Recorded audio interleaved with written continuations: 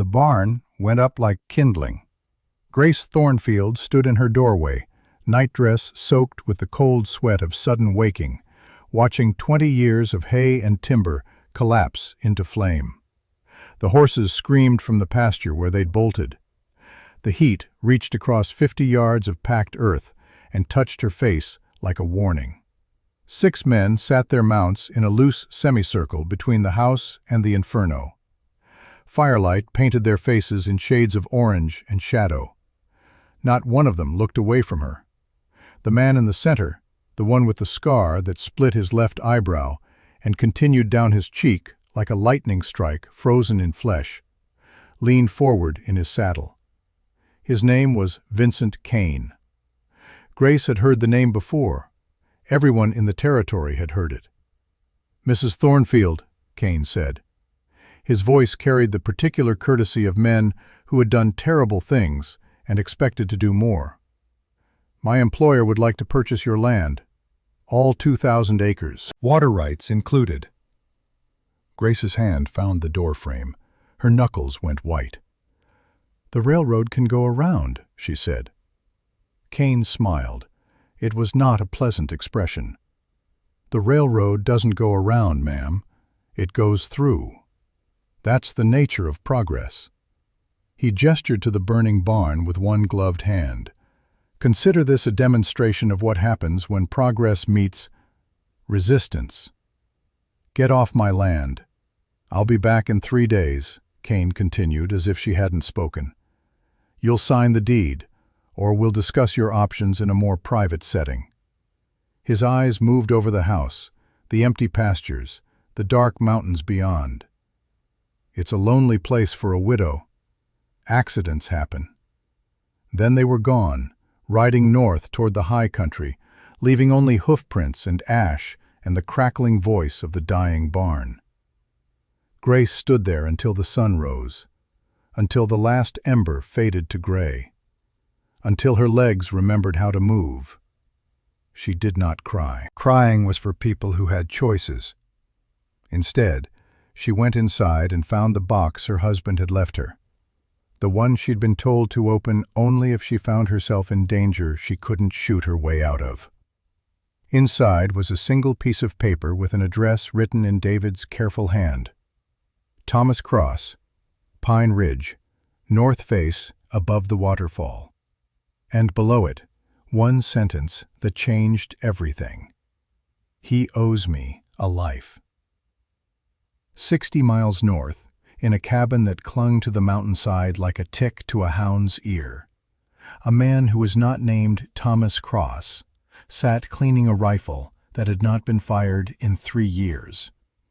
His hands were old, 65 years old, to be precise. The fingers that worked the oiled cloth through the barrel were thick-knuckled and scarred, the hands of a man who had built things and broken things in equal measure. Nathaniel Calloway set the rifle aside and looked out the window at the morning. Pine Ridge was named for obvious reasons. The ridge was covered in them, thick and dark, bending under the weight of old snow that never fully melted, even in summer. The cabin sat at 9,000 feet, high enough that the air was thin and the silence was thick, and the only visitors were the occasional elk and the rarer mountain lion. Nate had built the place himself over the course of 2 winters. It was small. 1 room, a stone fireplace, a roof that didn't leak more than it had to. The door was solid pine, 3 inches thick, barred from the inside. The windows were narrow. A man could live here for decades and never be found if he didn't want to be found. Nate had lived here for 18 years. He stood and walked to the fireplace, moving with the stiffness of a man whose body remembered every fight it had ever been in. His back hurt in the mornings. His right knee complained when the weather turned. There was a ringing in his left ear that had been there since a gunfight in Caldwell, Kansas, in 1863, when a man named Dutch Henry had fired a shotgun too close to Nate's head. The man Nate had been then would not recognize the man he was now. Back then, they'd called him the Reaper. The name had come from a county sheriff in New Mexico who'd watched Nate bring in 4 wanted men in 1 week. 3 of them had been dead, draped over their saddles like sacks of grain. The 4th had been alive, barely, and had told anyone who would listen about the gray-eyed son of a bitch who moved through gunfights like smoke and left bodies in his wake. The Reaper. Nathaniel Calloway, United States Marshal, badge number 47, sworn in 1861, resigned in 1866. Men arrested or killed in 5 years. Nate did not keep count anymore, but the number was burned into his memory the way some men remembered birthdays or anniversaries. Human beings who had been alive and then weren't, because he'd been faster, smarter, or more willing to do what needed doing. Most had deserved it. Most, not all. He poured coffee from the pot that sat perpetually warm on the edge of the fireplace. The coffee was thick and black and tasted like mud, but it was hot, and it was his, and that was enough. Outside, a hawk screamed. Nate set down the cup and moved to the window. The valley below was a patchwork of shadow and light, the sun just beginning to clear the eastern peaks. He could see for 30 miles on a clear day, could count the ridges, name the creeks, identify every draw and canyon and game trail from memory. This was his world now, small, quiet, clean. And then he saw the smoke. It rose from the south, a thin gray column against the morning sky. Too much smoke for a cook fire, too black for anything natural. Nate watched it for a full minute, his mind working through possibilities. Lightning strike, accident, controlled burn.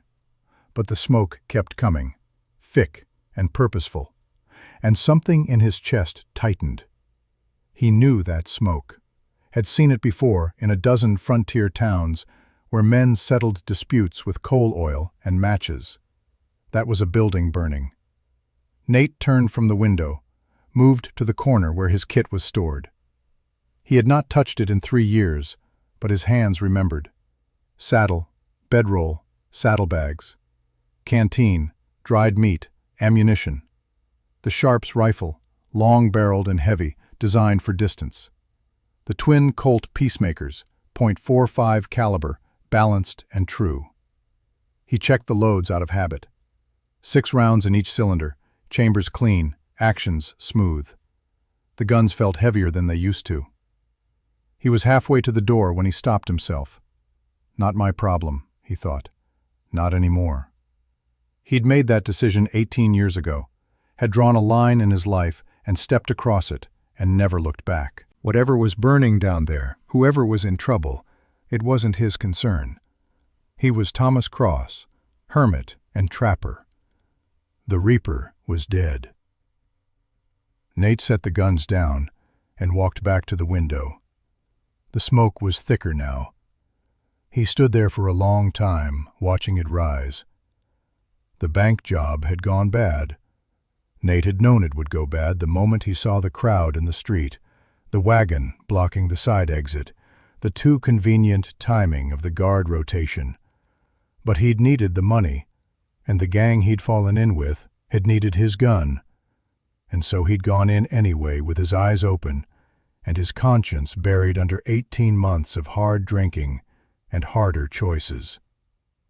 Now he was running through an alley with a bullet in his side and a posse on his heels, and the knowledge that he'd finally run out of road. He'd gotten separated from the others in the chaos, had heard Dutch Henry go down screaming, had seen Sam Coltrane take a rifle round to the chest and fold like wet paper. The money bag was gone, dropped somewhere in the street when the shooting started. All Nate had now was a half-empty pistol and the fading hope that he could make it to his horse before the blood loss made the decision for him.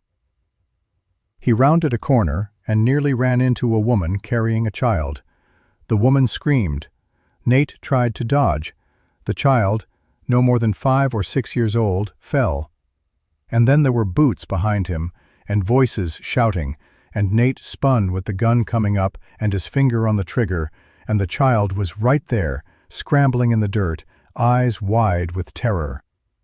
For one perfect, crystalline second, Nathaniel Calloway saw exactly what he had become. He lowered the gun. "Don't," he said to the boy. Just that one word. Then he stepped sideways, putting himself between the child and the posse, and raised his hands. The man who tackled him was young, maybe 27 or 28, wearing a deputy's star, and the kind of determined expression that came from believing the law still meant something. His name was David Thornfield.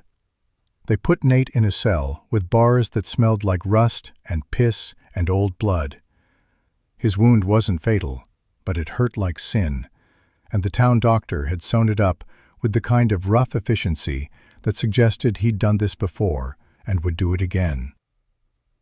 David Thornfield came to see him that night. The deputy pulled up a chair outside the cell and sat down with the ease of a man who had all the time in the world. He was lean and weather-worn, with the kind of face that looked older than it was. His eyes were gray, like winter clouds. "You're Nathaniel Calloway," David said. It wasn't a question. Nate said nothing. "The Reaper." David pulled a folded paper from his pocket, smoothed it out. A wanted poster. Kate's face stared back at him, rendered in crude woodcut. The reward printed below in bold type. U.S. Marshal, resigned last year under unclear circumstances. He looked up. "You fell a long way, Marshal." "Former Marshal." "Still, a man with your record, your reputation." David leaned back in the chair. It creaked. "What happened?" Nate touched the bandage at his side, feeling the pull of fresh stitches. "I got tired." "Of what?" "All of it." They sat in silence for a moment. Outside, the desert night was settling in, bringing with it the cold that always surprised people who thought heat and sand meant warmth. "I saw what you did today," David said finally. "In the alley. You could have shot through that boy to get away. You didn't. Congratulations. You caught a bank robber with a conscience. I caught a man who's fighting himself." David folded the poster, tucked it back in his pocket. "And losing." Nate looked at him then. Really looked. Saw something in the young deputy's face that he recognized from his own mirror years ago. Belief. Purpose. The dangerous certainty that the world could be made better if good men simply refused to give up. "They're going to hang me," Nate said. "Probably. You going to try and talk them out of it?" David smiled. It was a sad expression. "No, I don't think I could, even if I wanted to." He stood, brushed dust from his trousers. "But I am going to give you a choice." Nate waited. "Tomorrow night there's going to be a problem with the lock on this cell. The night guard is going to fall asleep at exactly midnight. Your horse is going to be saddled and waiting behind the livery stable, with 3 days of supplies and enough money to get you to California." David met Nate's eyes. "You take that horse and you ride. You never come back to this territory. You never put on a badge again. You never rob another bank. You disappear." "Why?" "Because you saved that boy's life." David's voice was quiet but firm. "Because I watched you make a choice when the easy thing would have been to pull the trigger. Because I believe every man deserves a second chance, even if he doesn't deserve it." Nate felt something twist in his chest. "And if I don't take it?" "Then you hang the day after tomorrow, and the world loses a man who might have been good once and could be good again." David turned toward the door, paused. "Your call, Marshal Calloway." Make it count." He left. Nate sat in that cell until midnight, feeling the weight of every soul he'd taken pressing down on his shoulders, hearing the echo of every gunshot in his ears. When the lock clicked open, he took the horse and rode north, and never looked back. The smoke was coming from Hartwell Valley. Nate knew this because he knew every valley, every creek, every stand of timber in 60 square miles. He'd walked most of it over the past 18 years, trapping beaver in the spring, hunting elk in the fall, mapping it in his mind the way some men mapped cities. Hartwell Valley had one ranch, the Thornfield Place. 2,000 acres of good grazing land with creek water that ran year-round and timber rights that made it valuable. David Thornfield's ranch. The name hit Nate like a fist. He stood at the window of his cabin, hands braced on the sill, forcing himself to breathe slowly. David Thornfield had died 8 months ago. Nate had heard about it from a trapper passing through, a man who traded gossip for coffee and didn't ask too many questions. Shot in the back during a dispute over water rights. The shooter had gotten away. The widow had stayed on alone. Nate had not gone to the funeral, had not sent condolences, had stayed in his cabin and told himself it wasn't his concern, that the man who owed David Thornfield had died the same night David gave him a second chance. But the smoke kept rising, and Nate Calloway was still breathing. He saddled his horse in silence, working with the mechanical efficiency of muscle memory. The horse was a buckskin gelding, 14 hands, calm and sure-footed. Nate had bought him from a Crow trader 6 years back. The horse had no name. Names implied attachment, and attachment implied risk. The ride down from Pine Ridge took 3 hours.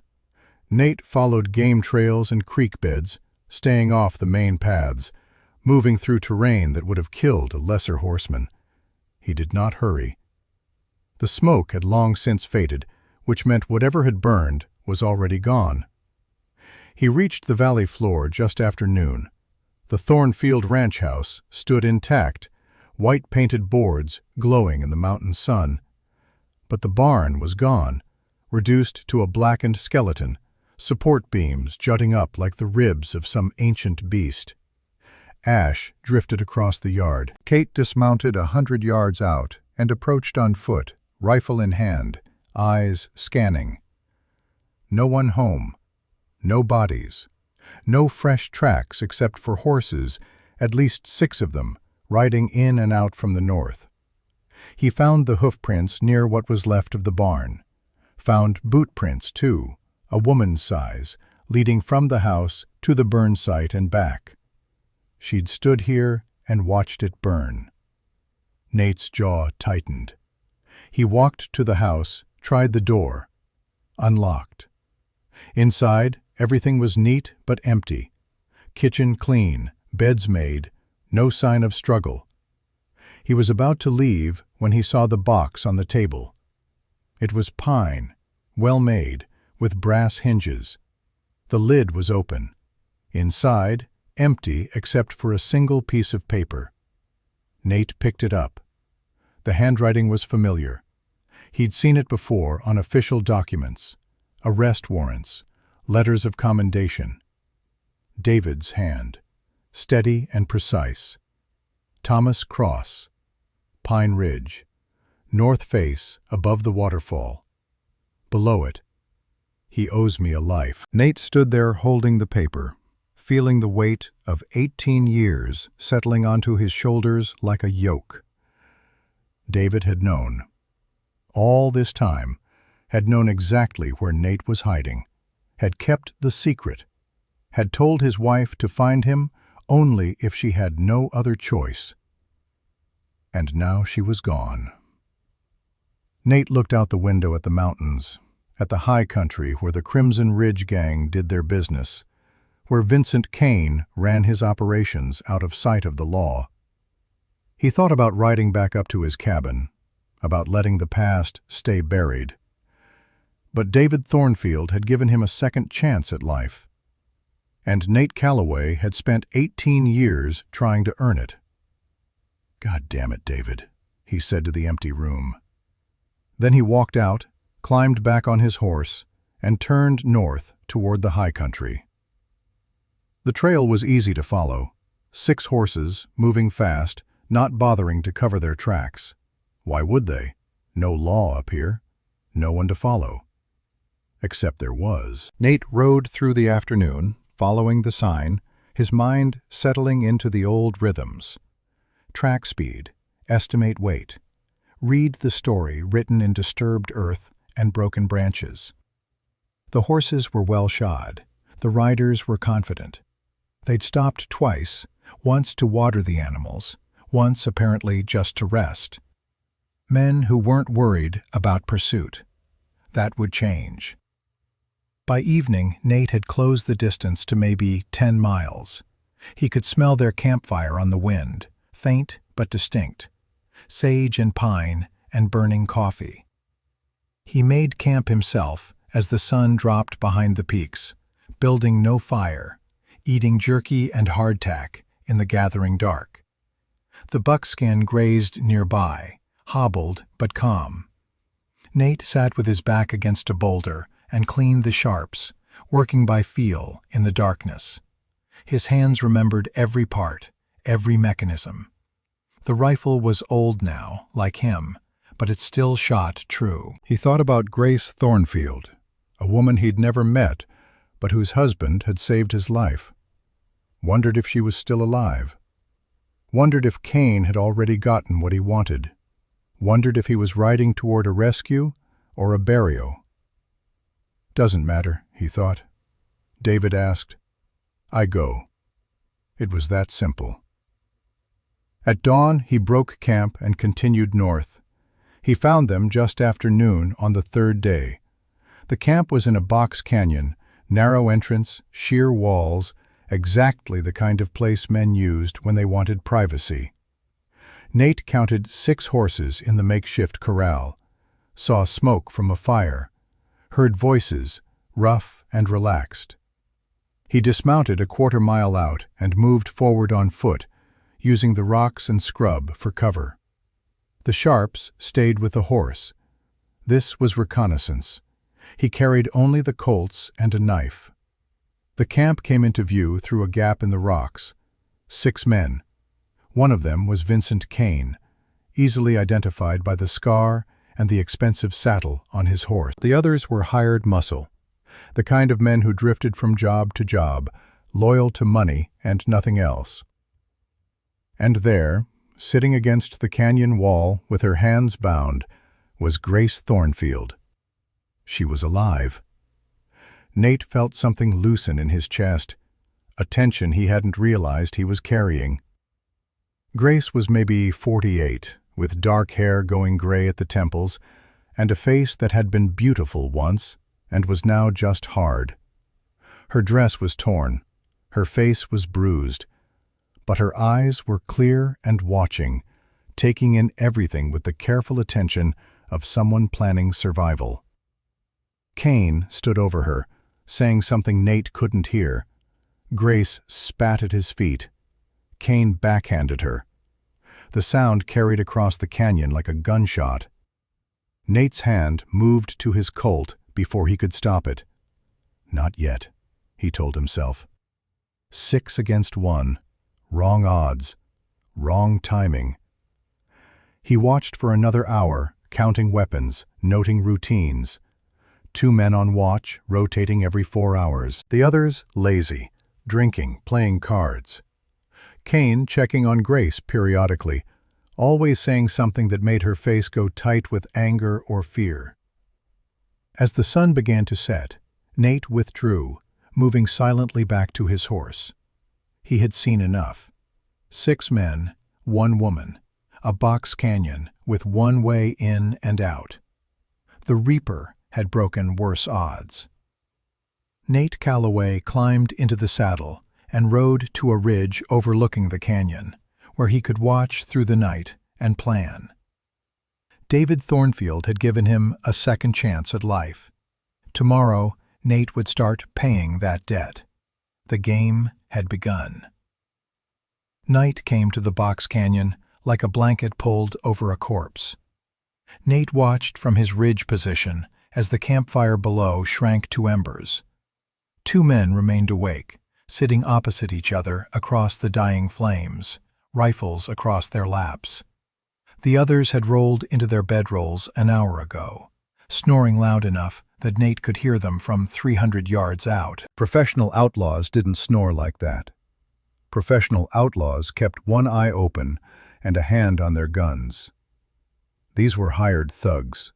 Dangerous, yes, but lazy. Men who'd gotten comfortable with easy work and soft targets. That would be their first mistake. Nate settled into his watching position, back against stone, still warm from the afternoon sun, and began the count. He'd learned this trick 23 years ago from an Apache scout named Two Knives. You counted everything: men, weapons, horses, movements, patterns. You counted until the numbers became a map in your mind, until you could close your eyes and see the camp laid out like a blueprint. 6 men. The one with the scar was Kane, the leader, clearly, by the way the others deferred. He carried a matched pair of Remington .44s in tooled holsters and moved with the confidence of someone who'd killed before and expected to kill again. The big one sleeping closest to Grace was Gruber, German, probably, by the shape of his face. He had a Winchester rifle propped against a rock within arm's reach. Dangerous at distance, less so up close where his size would work against him in the rocks. The thin one who kept checking his watch was Latimer. Nervous hands, a gambler's fingers. He wore a shoulder rig under his coat, which meant he fancied himself fast on the draw. Men who wore shoulder rigs usually died with their guns still holstered. Pike was the youngest, maybe 25, with a baby face and old eyes. He'd killed before. You could see it in the way he moved, economical and aware. He'd be third to go down. Not first, too alert. Not last, too dangerous. Reeves was the drunk, already on his second bottle since sundown, laughing too loud at jokes that weren't funny. Drunks were unpredictable. Nate marked him as expendable, someone who'd run or collapse when things got hot. And then there was the 6th man. He sat apart from the others, back to the canyon wall, cleaning a pistol with the methodical care of someone who'd done it 10,000 times. He was older than the rest, maybe 50, with iron-gray hair and a face carved from hard years and harder choices. Nate watched him and felt something cold settle in his gut.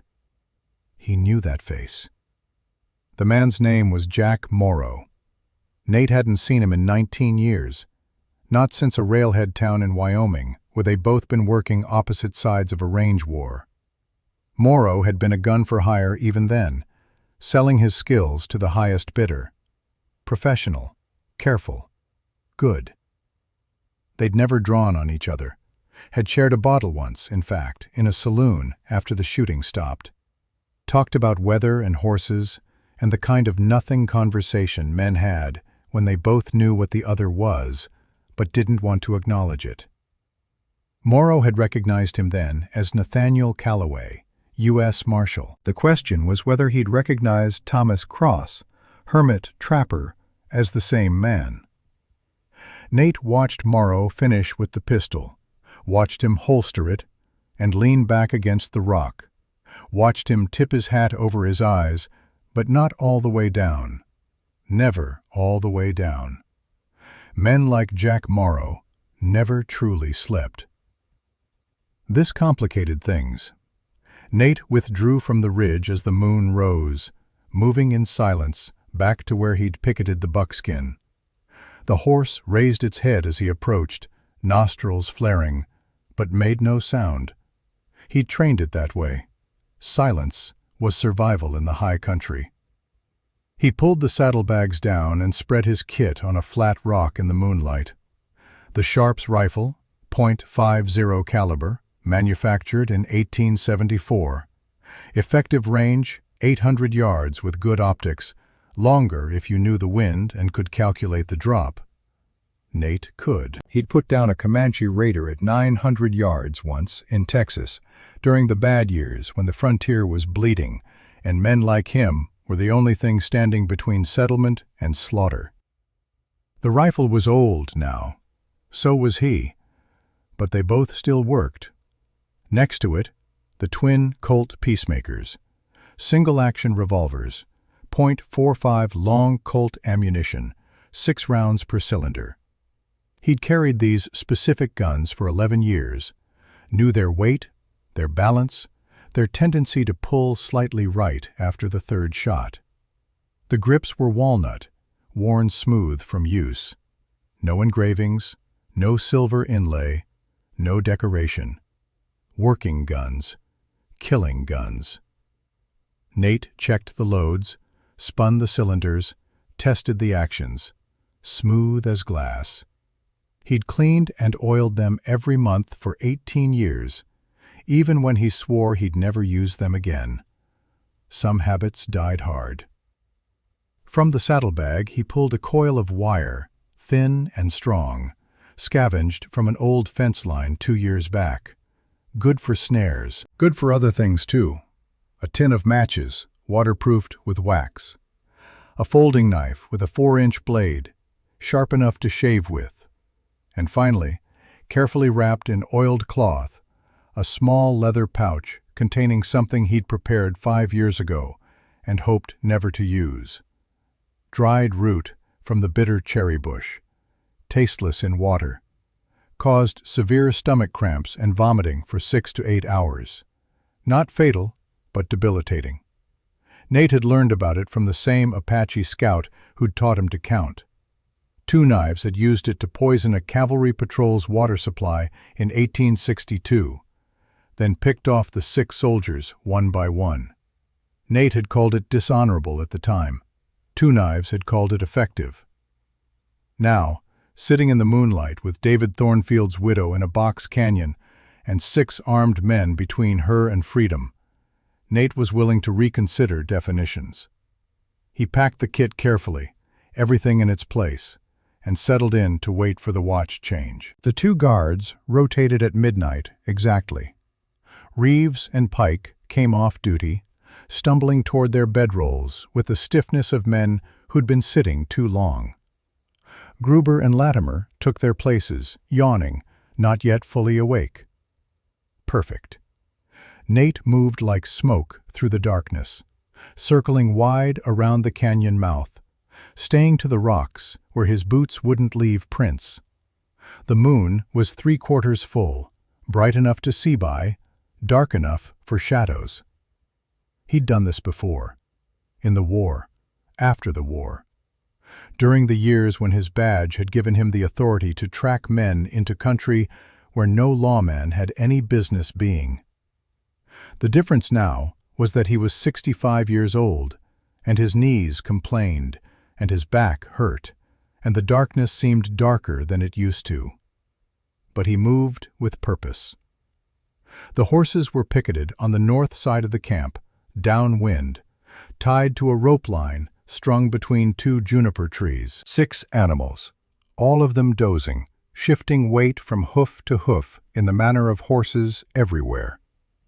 Nate approached from the blind side, moving in slow increments, never rushing, letting the horses smell him and dismiss him as just another part of the night. He counted to 100, breathed, waited. Then he pulled the knife and went to work. The picket line was hemp rope, thick and strong. Nate cut it in 3 places, careful, silent, leaving just enough intact that it wouldn't fall immediately. The horses stirred, but didn't bolt. Not yet. He moved to the water barrels next, 2 of them, sitting near the fire. The guards were 20 feet away, facing outward, watching the canyon mouth for threats that would never come from that direction. Nate uncapped the first barrel, poured the bitter cherry root powder into the water, recapped it. The powder dissolved instantly, invisible, tasteless. He did the same with the second barrel. Then he withdrew, moving back into the rocks, and waited. Dawn came slowly to the high country, light creeping down the canyon walls like water seeking level. Nate watched from his ridge as the camp came to life. Kane was first up, stretching, walking to the water barrel and filling a tin cup. He drank deep, made a face. The water had a slightly metallic taste from the barrel, nothing unusual, and moved to wake the others. One by one, they rolled out of their blankets. Gruber, Latimer, Pike, Reeves looking rough from the bottle, and Jack Morrow, who seemed to wake all at once, fully alert, eyes scanning. They made coffee, drank water, talked in voices too low for Nate to hear. And then, 30 minutes later, Latimer doubled over and vomited into the rocks. Kane spun toward him, hand on his gun, thinking attack.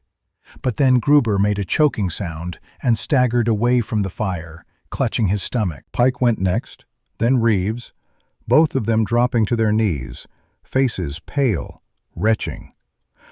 Only Kane and Morrow seemed unaffected, both staring at the water barrels with identical expressions of dawning understanding. Nate smiled without humor.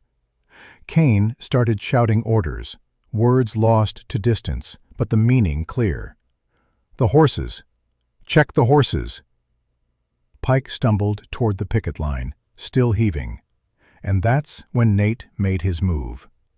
He'd positioned a deadfall trap above the trail to the horses, a carefully balanced arrangement of rocks and logs that would come down with the right trigger.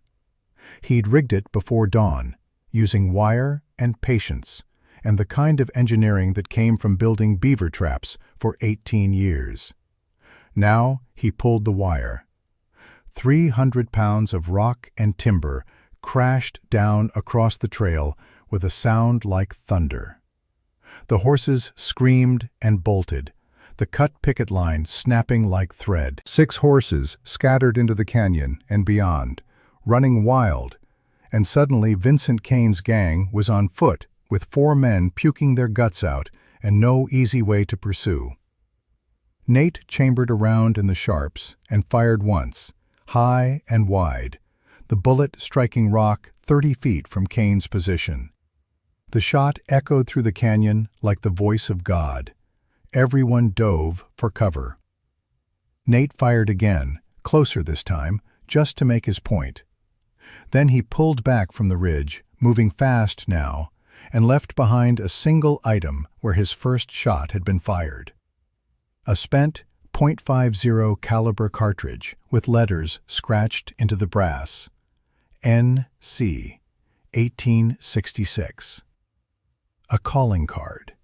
A message. A name from the past. Jack Morrow found it an hour later. Nate watched through field glasses as Morrow climbed to the ridge where the shots had come from, moving carefully, rifle ready.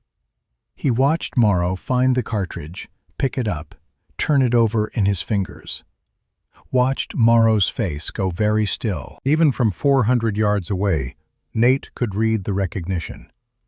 Morrow stayed on the ridge for a long time, scanning the high country with the methodical attention of a professional, looking for movement, for tracks, for any sign of the shooter. Nate was too far away now, too well hidden, but he saw the moment Morrow gave up the search and started back down toward camp. Saw him walking faster than before, saw him find Kane.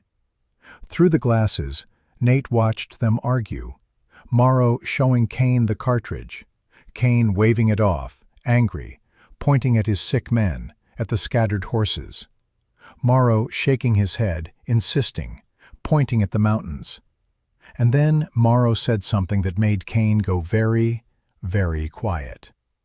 Nate didn't need to hear the words to know what they were. Nathaniel Calloway, the Reaper. Cain looked up at the mountains then, scanning the ridges, his face a study in calculation. And for the first time, doubt showed in his eyes. They kept Grace alive, which meant they still thought they could use her. Cain had two choices now: push forward with the plan, try to force Grace to sign over the land, or cut losses and retreat. Nate knew which one Cain would choose. Men like Vincent Cain didn't retreat. Retreat was weakness, and weakness in their world was death. So Cain would adapt, would adjust, would keep moving forward, because that's what men like him did. But he'd be cautious now, watchful. Good. Caution made men slow. Slow made them vulnerable. Nate spent the day repositioning, moving to a new vantage point, watching as Cain's men recovered from the poison. By afternoon, 3 of them were back on their feet, weak but functional. Gruber was still down, curled in his bedroll, groaning. They'd sent Pike and Latimer out to round up the horses. Found 3 of them. The other 3 were gone, spooked deep into the backcountry. Cain now had 3 horses for 6 men. Not enough to run. Not enough to fight effectively. Exactly what Nate wanted. As the sun began its descent, Nate saw Cain give orders, breaking camp, moving out, moving Grace. They were taking her deeper into the mountains, to somewhere more defensible, somewhere they thought the ghost with the rifle couldn't follow. Nate let them go, counting to 500, then gathered his kit and moved to intercept. He knew these mountains, every ridge, every canyon, every game trail. Cain didn't. They made camp at dusk in a cluster of ruins, an old prospector's cabin, long abandoned, walls half collapsed but offering some shelter. Cain posted Morrow and Pike as sentries, 50 yards out in opposite directions. Smart, professional, not smart enough. Nate waited until full dark, until the campfire had burned down to coals, until he could hear snoring from inside the ruins. Then he moved on Morrow's position. Jack Morrow sat with his back to a boulder, rifle across his knees, watching the approaches with the patience of a man who'd done this 1,000 times. He didn't move, didn't shift, just watched. Nate was 10 feet away when Morrow spoke. "I know you're there, Calloway." Nate froze. "I saw your boot print near the canyon. Size 11, custom heel. Same boots you wore in Wyoming, back in '65. Morrow still didn't turn. "I've been expecting you to make a move on my position. Figured it'd be you or no one." Silence. "The question," Morrow continued, "is what happens now. You could try to kill me. Might even succeed. I'm not as fast as I used to be. But I'll get a shot off. And that shot will bring Cain and the others. And then it's you against 5 in the dark." He paused. "Or we could talk." Nate stepped into the moonlight, Colt in hand but not raised. "Talk," he said. Morrow turned then, slowly, hands visible. His rifle stayed across his knees. "Nathaniel Calloway." "The Reaper. I thought you were dead." "I was. And now? I'm paying a debt." Morrow glanced toward the ruins, toward where Grace was being held. "The Thornfield woman. You know her?" "Knew her husband. He did me a kindness once, long time ago." "So you're going to kill 6 men to pay back a kindness?" Morrow's voice held something that might have been respect. "That's the Reaper I remember. You going to stop me, Jack?" Morrow was quiet for a long moment, thinking. "I signed on for easy money, scaring a widow, maybe roughing up some ranch hands. Cain didn't mention the Reaper was involved." He met Nate's eyes.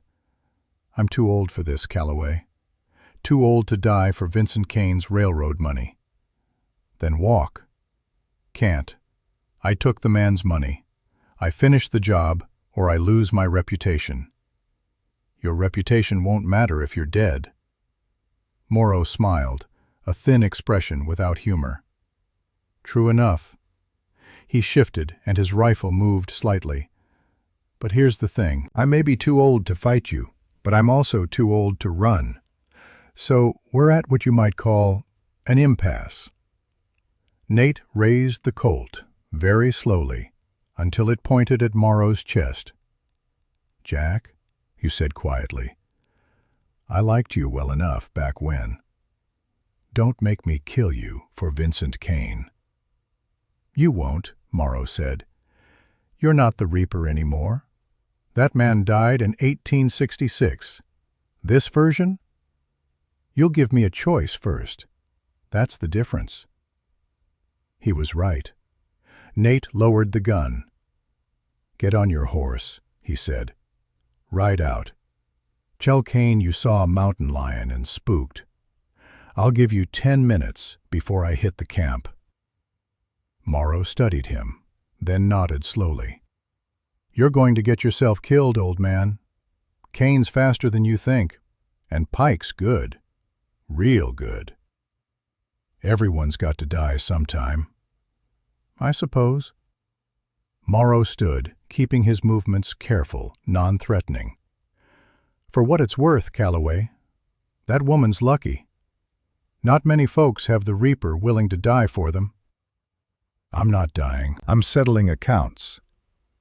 Morrow walked past him, toward where the horses were tethered, moving in silence. At the edge of the darkness, he turned back. 10 minutes, he said. After that, you're on your own. Then he was gone, swallowed by the night. Nate counted to 600. Then he moved toward the ruins, toward Grace Thornfield, toward the reckoning that had been 18 years in the making. Grace sat with her back against the crumbling wall of the prospector's cabin, hands still bound, listening to the sound of men breathing in sleep. 3 of them were down: Kane, Gruber, Latimer.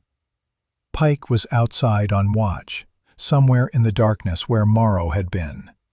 Reeves was somewhere. She'd lost track of him hours ago when he'd stumbled into the rocks, vomiting, and never came back. Her face hurt where Kane had hit her earlier.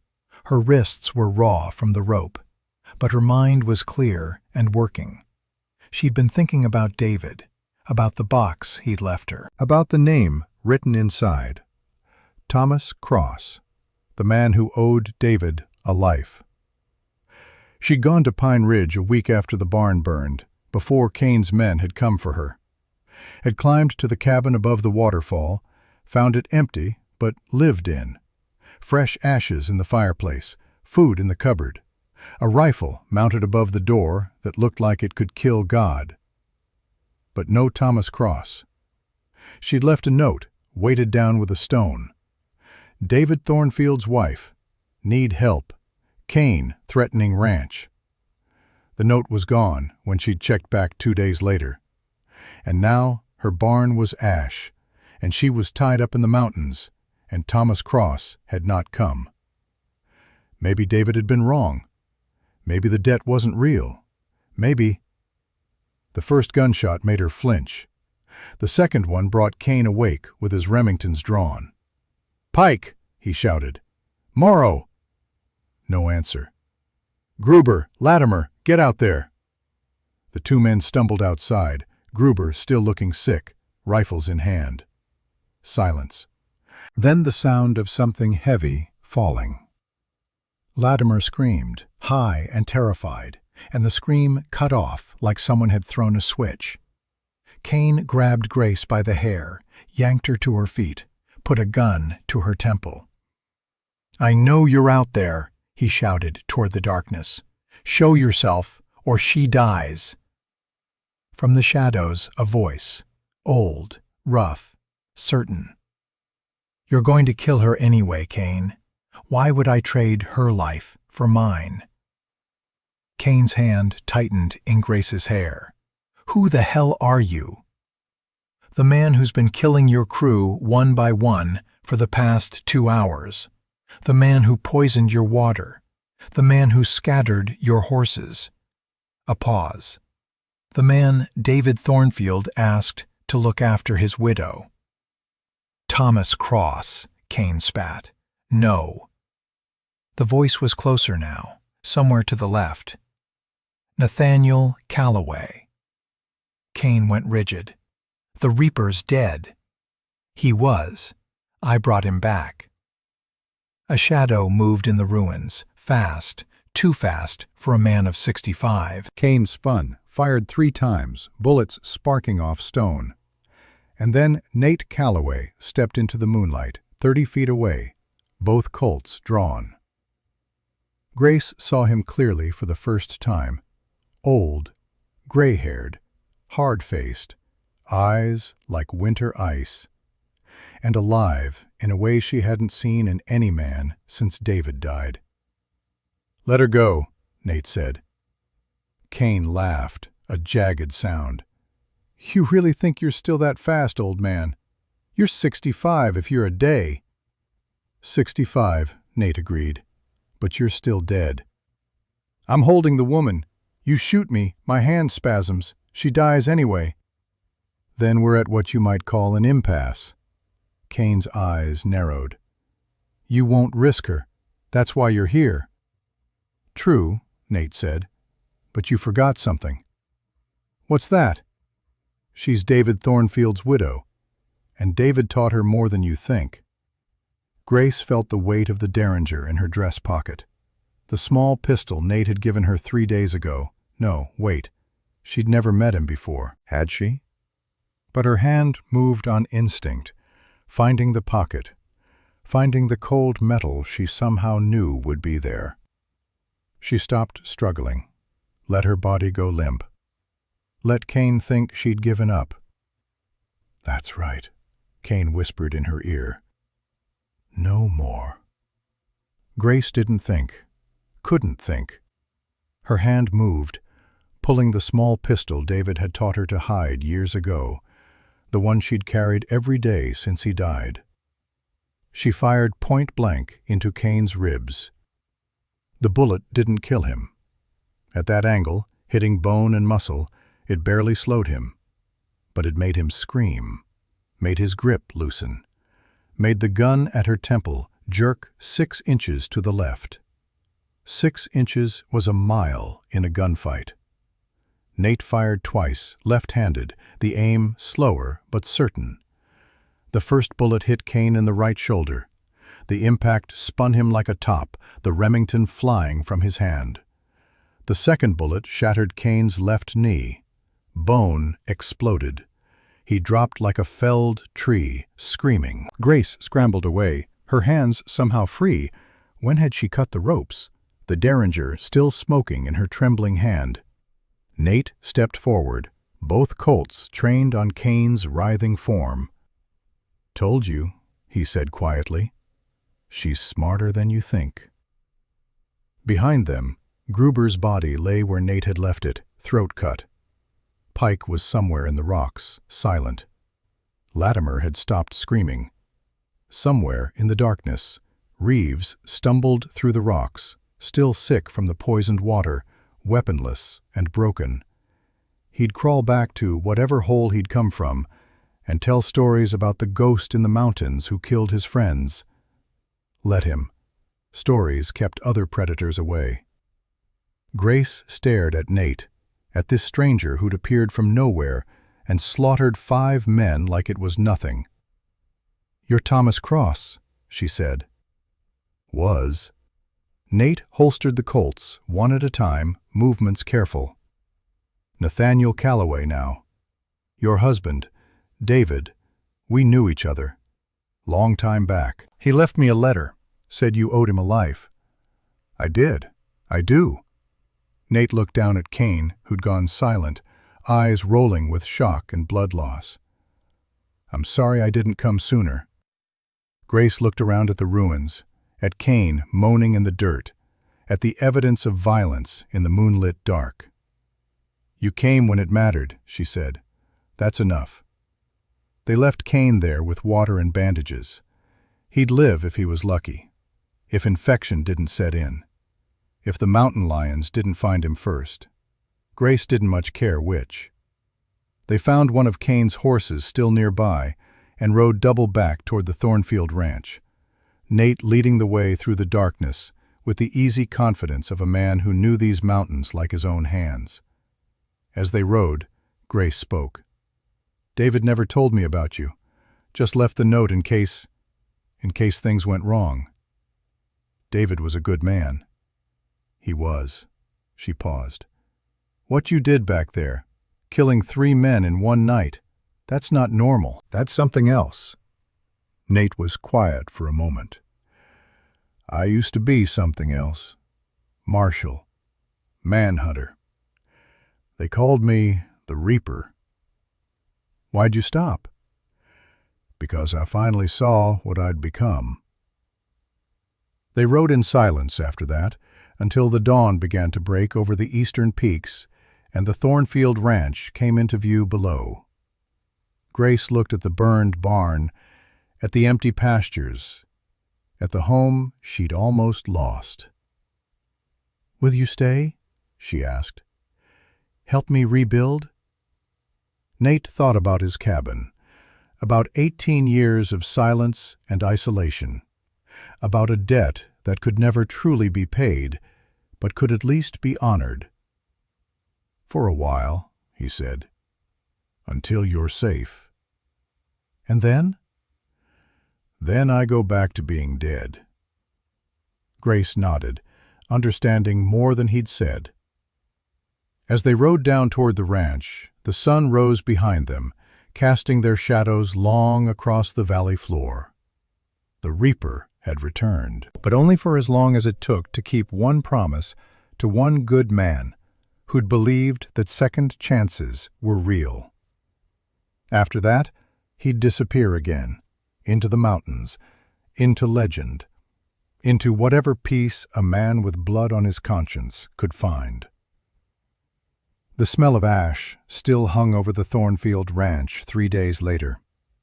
Nate stood in what remained of the barn, studying the charred support beams, calculating load and structure the way a carpenter calculates board feet. The walls were gone. The roof had collapsed into the center, leaving a skeleton of blackened timber against the morning sky. But the foundation was sound. Grace appeared beside him, carrying coffee and tin cups that had belonged to her husband. She handed one to Nate without speaking, and they stood together in the ruins, drinking in silence. "Can it be rebuilt?" she asked, finally. "Yes." "How long?" 6 weeks. Maybe 8 if the weather turns. Nate set down his cup. "But that's not the question you should be asking." Grace looked at him. "What should I be asking?" "Whether Kane's going to let you rebuild it before he comes back." She'd been thinking the same thing. Nate could see it in the tightness around her eyes, the way her hand rested near the pocket where she now kept the small derringer. "He'll come back," she said. It wasn't a question. "He will. Man like that doesn't crawl away from the mountains with a shattered knee and a bullet in his shoulder without wanting revenge." Nate turned to face her fully. "And he won't come alone next time. He'll bring professionals, men who won't spook at ghost stories." "How many?" 3, maybe 4. Enough to do the job right. Nate's voice was matter-of-fact, like he was discussing weather. "They'll come at night. They'll burn the house this time, not the barn. And they'll make sure there's no one left to tell the story." Grace's jaw set. "Then we prepare." "Ma'am, don't," she cut him off. "Don't tell me to run.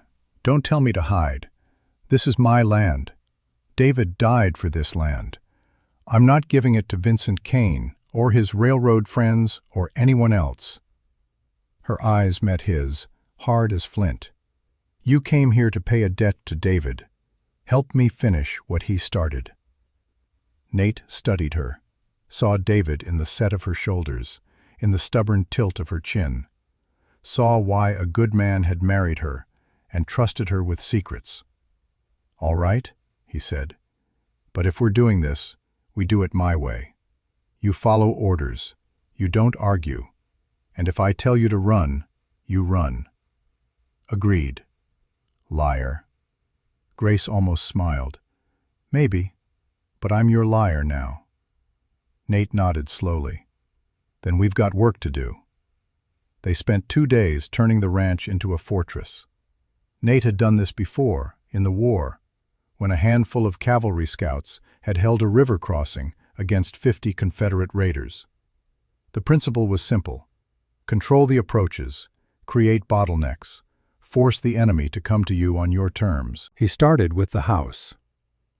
The Thornfield home was solid construction, 2 stories, stone foundation, thick timber walls. Good bones. But too many windows, too many doors, too many ways for bullets to come in. Nate boarded up all the windows on the ground floor except 2, one facing the barn, one facing the main trail. Those 2 he reinforced with furniture stacked inside, creating firing positions with narrow fields of view.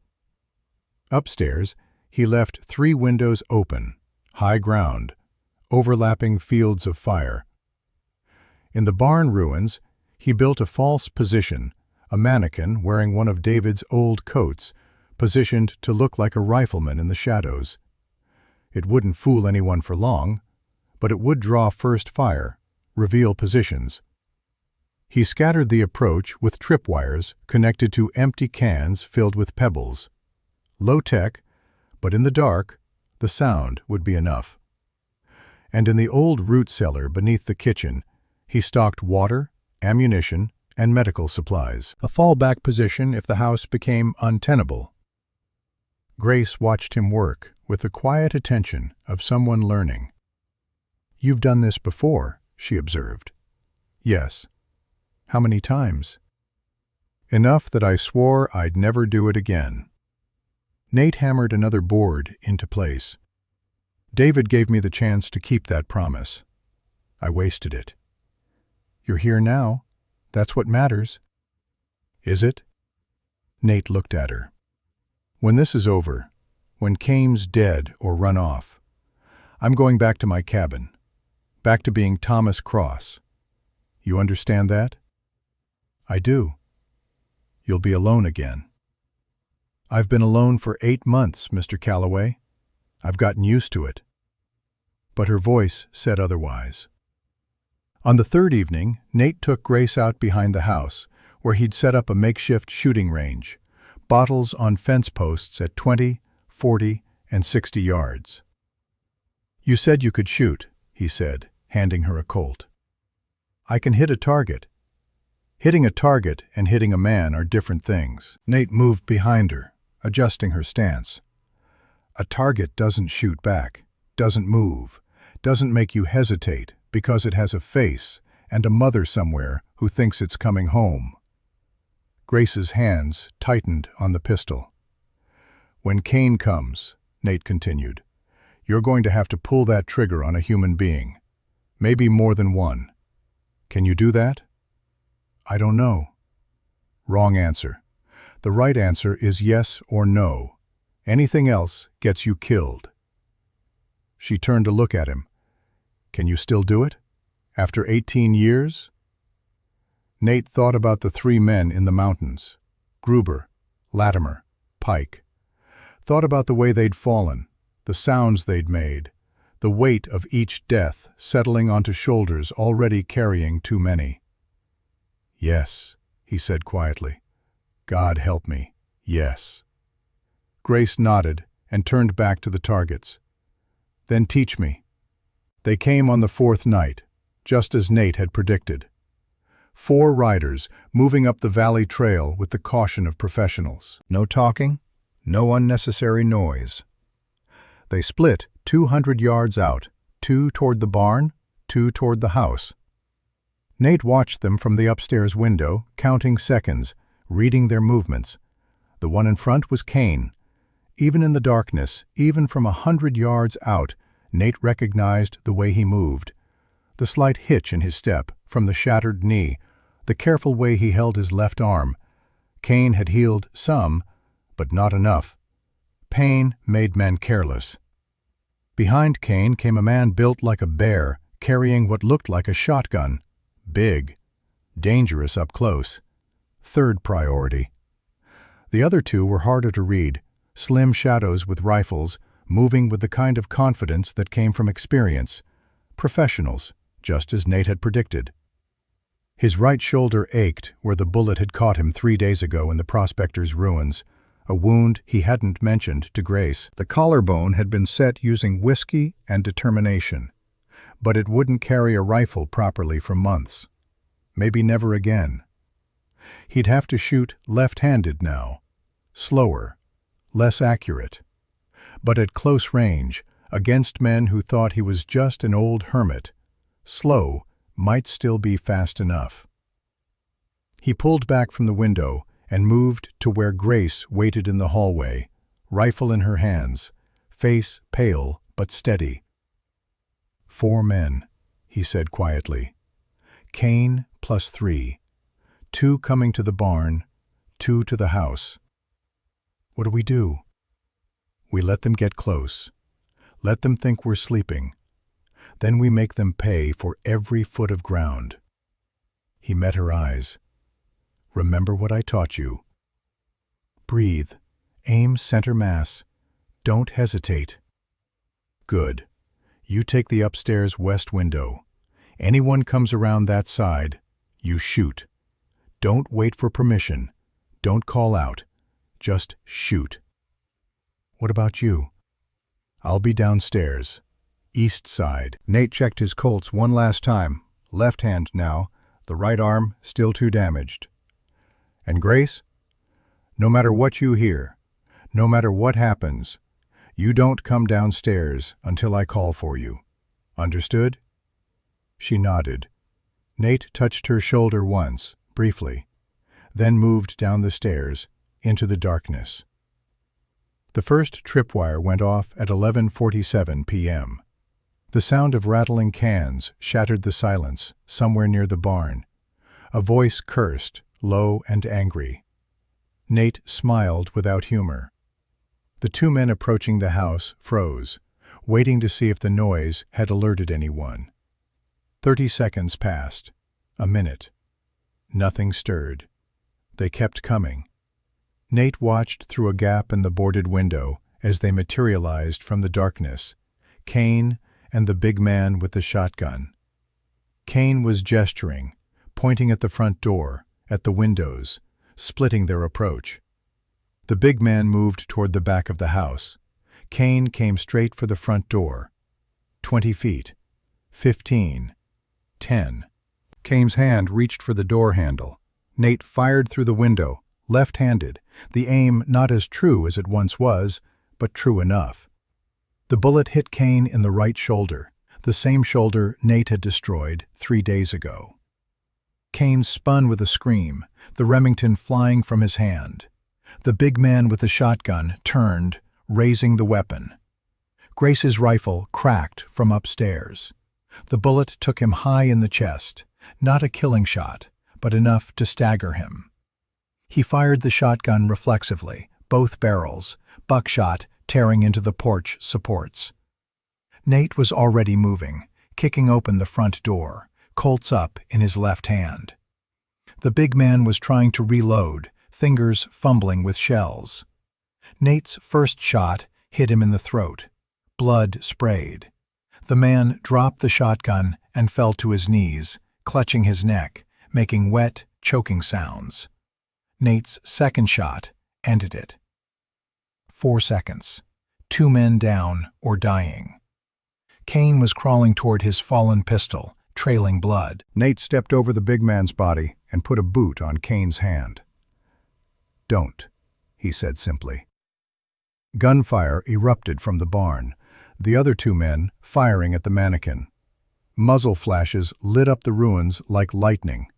Then silence as they realized their mistake. "They're in the house," one of them shouted. Nate looked down at Kane. "Call them off." "Go to hell." "You first." Nate raised the Colt, left-handed, slower, but certain. "Wait!" Kane's voice cracked. "Wait. I'll call them. Just wait." "Call them." Kane raised his voice. "Brennick, fall back. It's a—" The rest died in a gurgle as Nate's boot pressed down on the bullet wound in his shoulder. "What I meant," Nate said quietly, "was call them here. Tell them to come to the house. Tell them everything's fine." Kane's face twisted with pain and hatred. "Tell them," Nate repeated, "or I put the next bullet in your spine and you spend the rest of your life in a chair." Kane's resistance broke. "Brennick, Cullen, it's clear. Come to the house." Silence. Then footsteps, cautious, approaching from two directions. Nate dragged Kane inside, propped him against the wall where he could be seen through the open door, and moved to the side, into shadow. The first man appeared in the doorway, rifle raised. He saw Kane, saw the blood, and started to raise an alarm. Nate shot him twice, left-handed, once in the chest, once in the head as he fell. 7 seconds. 3 dead. The last man, Cullen, opened fire from outside, spraying bullets through the doorway, through the windows, wood splintering and glass shattering. Nate counted the shots. Winchester rifle, 15-round magazine. Cullen was firing fast, panicked. 10 shots, 11, 12. The firing stopped. Reload time. Nate burst through the door, rolling right, coming up in a crouch, left-handed, the damaged shoulder screaming protest. Cullen was there, 30 feet away, fumbling with a fresh magazine. Their eyes met. Cullen got the magazine seated, started to bring the rifle up. Nate's Colt barked once. The bullet hit Cullen just above the left eye. His head snapped back. The rifle clattered to the ground. He folded like a puppet with cut strings. 9 seconds from first shot to last. 4 men, 4 bodies. Nate stood in the gun smoke, breathing hard, his heart hammering in his chest, like it was trying to escape. His right shoulder was on fire, the damaged collarbone grinding with every breath. But his left hand was steady. It was always steady when it mattered. Grace found him sitting on the porch steps 20 minutes later, staring at nothing. She'd come downstairs after the shooting stopped, moved through the carnage with the careful attention of someone in shock, checked each body, made sure they were dead. Now she sat beside Nate, not touching, just present. "Is it over?" she asked. "For now." "Will there be others?" "Maybe. Probably not." Nate gestured at the bodies. "Word will spread. The Thornfield Ranch is where men go to die. Eventually that means something. And if it doesn't, then I come back and we do this again." Grace looked at him, really looked, saw the exhaustion in his face, the way he held his right arm close to his body, the weight in his eyes. "You're hurt." "Old wound. It'll keep. Let me see." Nate started to protest, then didn't. What was the point? Grace pulled back his shirt, saw the makeshift bandage, the purple-black bruising spreading from his shoulder. "This needs a doctor." "It needs whiskey and time. I've had worse." Grace stood. "Come inside. I'll clean it properly." They left the bodies where they lay. The sheriff could deal with them in the morning. The sheriff arrived 2 days later with a deputy and a wagon.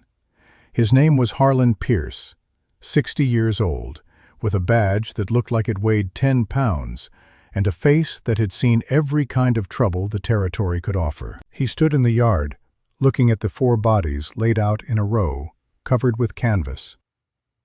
"Mrs. Thornfield," he said, tipping his hat. "I heard there was trouble." "There was. It's finished now." Pierce's eyes moved to Nate, standing on the porch, Sharp's rifle across his arms, left arm now, the right still too damaged to hold weight. "And who might you be?" "Thomas Cross. I help Mrs. Thornfield with ranch work." Thomas Cross. Pierce's eyes narrowed. "Funny. I heard a story about a man named Thomas Cross up on Pine Ridge. Hermit type. Keeps to himself." He paused. "Also heard a story about a man named Nathaniel Calloway, the Reaper. Killed men in his time as a marshal. Disappeared in 1866. People tell a lot of stories." "They do." Pierce walked to the first body, pulled back the canvas. Vincent Kane, eyes open and glassy, 2 bullet wounds visible. "This one I know. Vincent Kane. Wanted in 4 territories for murder, arson, extortion. There's paper on him out of Denver. $500, dead or alive." He moved to the next body. "This one too. William Brennick. Enforcer for the railroad companies. Wanted for killing a union organizer in Wyoming." Third body. "Jacob Cullen. Shot a county judge in Nevada." Fourth body. "Don't know this one, but I'm guessing he wasn't here to discuss farming." Pierce straightened, looked at Grace. "You're saying these 4 men came to your ranch, threatened you, and Mr. Cross here defended your property?" "That's exactly what I'm saying, Sheriff." "Uh-huh." Pierce chewed his lip, thinking. "Kane started with 6 men. I count 4 bodies here, 3 more in the mountains last week. That's 7. "Jack Morrow rode out before the final fight," Nate said evenly. "Decided he was too old to die for railroad money. You let him go." "I gave him a choice. He made the smart one." Pierce studied him for a long moment. "You know where he went?" "West, probably. California. Jack's the type to find a beach and retire quietly. Long as he's not my problem." Pierce made a note in his book. "And the 6th man from the mountains?" "Name was Reeves. Ran off sick during the first fight. Probably still running." "Uh-huh." Pierce pulled out a small notebook, licked his pencil. "Here's what's going to happen. I'm writing this up as self-defense. Kane and his boys came to extort or kill Mrs. Thornfield. You defended her property and her life. It's legal under territorial law. Clear?" Nate nodded slowly. "But," Pierce continued, "I'm also going to send a telegram to the U.S. Marshal's office in Denver. Going to ask them about a man named Nathaniel Calloway. Going to ask if they have any interest in an old badge who's maybe been living up on Pine Ridge for the past 18 years. And if they do, then I come back and we have a different conversation." Pierce closed the notebook. "But if they don't, if they tell me Nathaniel Calloway died back in 1866, and good riddance, then Thomas Cross can go back to his quiet life on the mountain, and no one needs to bother him again." He tipped his hat to Grace. "Ma'am, I'll send the death certificates when the paperwork's done. The bounty money for Kane and Brennick will take a few weeks, but it's yours by right." "I don't want blood money." "Then donate it to a church. Build a school. I don't care. But it's coming either way." Pierce climbed onto his wagon, looked back at Nate. "Mr. Cross, a word of advice from one old man to another." "What's that?" "Whatever you were before, whoever you were, let it stay dead. This territory's got enough ghosts." He snapped the reins. We don't need any more." The wagon rolled away, taking the bodies with it. Nate and Grace stood in the yard, watching it disappear down the valley trail. "Do you think he knows?" Grace asked. "He knows. He just doesn't care." Nate turned toward the house. "Some lawmen are like that, more interested in justice than rules." "Like David?" "Yes, like David." The new barn stood where the old one had burned, timber and stone, solid and clean. Nate had built it himself over 6 weeks, working dawn to dusk, hands remembering carpentry from 40 years ago, when he'd been young and thought buildings lasted forever. Grace worked beside him most days, learning to plane boards and set posts and swing a hammer without hitting her thumb. They didn't talk much, didn't need to. The work said what words couldn't. When the barn was finished, Nate packed his kit and saddled the buckskin. Grace found him in the stable, tightening the cinch. "You're leaving?" "Yes." "When will you be back?" "I won't." Nate didn't look at her. "The debt's paid. You're safe. The ranch is rebuilt. Time for Thomas Cross to disappear again." "I see." Grace was quiet for a moment. "And what if I asked you to stay? Not for David. Not for debt. Just stay." Nate finally turned to face her. "Why?" "Because I'm tired of being alone. Because you're tired of being alone. Because 2 people who understand loss might find something like peace together." "I'm 65 years old, Grace. I've got maybe 10 good years left, probably less. And I'm not—" He stopped, searching for words. "I'm not the man for what you're suggesting." "I'm not suggesting romance, you old fool. I'm suggesting companionship. Someone to share coffee with in the morning. Someone to talk to when the nights get long." She met his eyes. "Someone who understands what it's like to survive." Nate looked at her, at the ranch, at the mountains beyond, thought about his cabin, about silence and isolation, and 18 years of running from himself. "I can't be here all the time," he said finally. "Some months I'll need to go back to the mountains, check my trap lines, remember how to be alone." "I'm not asking for all the time, just some of it." "And if the Reaper comes back? If someone else shows up looking for trouble?" "Then the Reaper does what he does." Grace's voice was steady. "And I do what I do. Together." Nate unsaddled the buckskin. The Thornfield Ranch had grown in ways neither Grace nor Nate had planned. It started small, a broken wagon wheel in the fall of 1884. Grace had offered the family shelter while Nate repaired the axle. They'd paid fair price and spread the word. Thornfield's was a safe stop with honest people. By winter, 2 more wagons had stopped. By spring of 1885, it was a dozen. Grace, practical as always, saw the opportunity. She built a bunkhouse with lumber Nate hauled down from the mountains, added a trading post where trappers could sell furs and travelers could buy supplies, expanded the stable. What had been a simple cattle ranch became Thornfield Station, a way station for travelers heading west, a trading post for mountain men coming down from the high country, a place where people could rest and resupply before tackling the passes. Grace ran it with the efficiency of someone who learned business from necessity. Nate helped where he could, mending fences, shoeing horses, teaching the occasional drifter how to track game or read weather.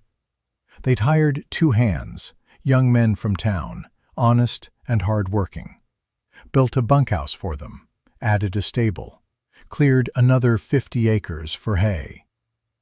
The railroad had never come back. Neither had Vincent Kane's employers. Word had spread. The Thornfield Ranch was off-limits, protected by something old and dangerous that lived in the mountains and only came down when needed. The legend of the Reaper had grown in the telling. Some said he was a ghost. Others said he was the devil himself, come to protect the righteous. Nate, listening to these stories in the trading post, would smile and say nothing. Let them believe what they wanted. Legends were safer than truth. On a clear morning in April, a young man rode up to the ranch, dust-covered and exhausted. He couldn't have been more than 20, with a deputy's star pinned to his vest and a letter in his hand. "Looking for Thomas Cross," he said. Nate walked out from the stable, wiping grease from his hands. "That's me." The deputy handed him the letter. "From Sheriff Pierce. He said you'd want to see this." Nate opened it, read quickly. "Mr. Cross, the U.S. Marshal's Office confirms that Nathaniel Calloway, badge 47, died in Arizona Territory in 1866. No further investigation warranted. The bounty money for Kane and Brennick has been donated to the Thornfield School Fund, as requested by Mrs. Thornfield. Thomas Cross is listed in my books as a private citizen in good standing. No outstanding warrants. No legal issues." In other words, you're free. Stay that way. Sheriff Harlan Pierce. Nate folded the letter, looked at the young deputy. "Tell the sheriff I said thank you." "Yes, sir." The deputy tipped his hat and rode off. Grace appeared beside Nate. "Good news?" "The best kind. The past is staying buried." "Does that mean you can stop looking over your shoulder?" Nate thought about that. About every soul he'd taken and 18 years of hiding and one bloody night on a ranch in Montana. "No," he said honestly. "But I can stop running." Grace slipped her hand into his, briefly, then let go. Not romance. Never romance. Just two people who'd survived the worst and found something like peace in the aftermath. Nathaniel Calloway sat on the porch of the Thornfield Ranch, watching the sunset over the western peaks. He was 73 years old. His hair was white as snow. His right shoulder still ached on cold mornings, a reminder of the bullet that had shattered his collarbone and changed his life. His hands, scarred and thick-knuckled, rested on the arms of a chair David Thornfield had built 30 years ago. The ranch bustled with activity. The way station had become Thornfield Station, a regular stop on the Northern Trail. Wagons came and went. Families stayed for a night or a week. Children played in the yard where Nate had once fought for his life. Grace, now 61, ran it all with the help of 3 permanent hands and whatever seasonal workers wandered through. Nate didn't do much these days. His back hurt. His knees were bad. The ringing in his left ear had gotten worse. But his mind was sharp, and his left hand was still steady, and sometimes, not often, but sometimes, travelers would ask him for stories about the old days. He told them about tracking elk through snow, about building cabins in the high country, about the year the creek froze solid and they'd had to melt ice for water. He never mentioned the Reaper, never talked about badges or bullets or the weight of souls on an old man's conscience. Those stories stayed locked away, where they belonged. A young girl, maybe 7 years old, ran up to the porch. "Mr. Cross, Mama says dinner's ready." "Tell her I'll be there shortly." The girl ran off, pigtails flying. Grace appeared in the doorway. "You coming in, or are you going to sit out here until you freeze?" "Just watching the sunset." "You watch it every night." "Every sunset might be the last. Seems worth watching." Grace sat beside him, and they watched together in comfortable silence. "Any regrets?" she asked finally. Nate thought about that, about roads not taken and choices made, and all the ways a life could have gone differently. "Only one," he said. "I wish David could have seen this, seen what his ranch became, what his widow built. He sees it." Grace's voice was certain. "Somewhere he sees it." "You think so?" "I do. And I think he's proud. Of the ranch. Of me." She paused. "Of you." Nate closed his eyes, feeling the last warmth of the sun on his face. "I hope you're right." They sat until the stars came out, two old survivors watching the night claim the valley. Tomorrow, Nate would wake early, would check the horses, would fix whatever needed fixing. But tonight, for just a moment, he allowed himself to feel something he hadn't felt in 50 years. Peace. Nathaniel Calloway died on a cold morning in March, 1896. He was 77 years old. It wasn't a bullet that took him, wasn't a knife or a noose, or any of the 100 violent ends he'd expected over the course of his life. It was simply time, which catches everyone eventually, even the Reaper. Grace found him in his room, sitting in his chair by the window, looking out at the mountains he'd loved and hidden in, and finally made peace with. He was buried next to David Thornfield, in the small cemetery on the hill above the ranch. The headstone bore no mention of badges or bounties or the legend of the Reaper. It simply read, "Thornfield Station continued to prosper." Grace ran it until her own death in 1903, at the age of 72. The ranch passed to her nephew, who kept the name and the traditions. The trading post became a town. The town became a county seat. Progress, as Vincent Kane had once said, doesn't go around. But even as the frontier closed and the wild country was tamed, people still told stories about the Reaper, about the ghost in the mountains who'd come down one bloody night to protect a widow's land. Old-timers would point to the cemetery on the hill and say, "That's where he's buried, Nathaniel Calloway. Some say he killed 50 men and lived to die in bed. Some call that justice. Others call it mercy." The younger generation didn't much care. The West was changing, becoming something new. But on quiet nights, when the wind came down from the high country, some folks swore they could still hear it. The voice of the mountains, the whisper of legends, the echo of a man who had been death incarnate and learned late in life that restraint was the truest form of strength, that mercy mattered more than reputation, that the legacy you left behind was measured not in bodies but in choices. Some boundaries, once drawn, cannot be crossed. Some men, once redeemed, cannot be unredeemed. And some debts, once paid, change everything. This story is true because it matters, and it matters because it's true. Remember it.